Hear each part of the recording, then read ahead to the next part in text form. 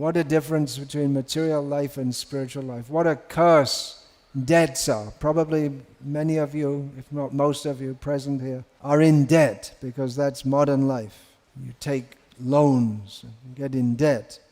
And it's a great cause of anxiety which just burns throughout your life until maybe you clear the debt. But the Vaishnava is very happy to be indebted internally because this debt is the link. We don't want to see the debt collector. The debt collector's knocking on the door. We don't want to see him. Unwelcome person. But we're very happy to have a relationship of debt. We want to have a relationship with this person who's put us in debt. We don't avoid, like we avoid the debt collector. We're very happy to be in that relationship.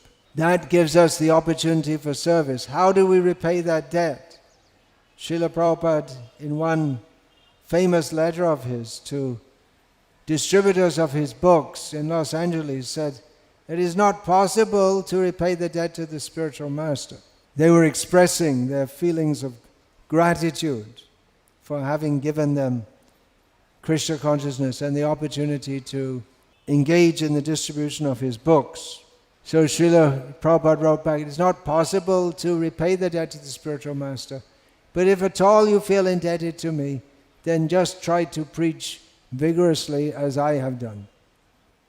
So we see it's transcendentally pernicious. Everything bad is good, transcendentally. In other words, Srila Prabhupada put us in debt, and he wanted his followers to attempt to repay the debt, which is not possible, by putting others into debt.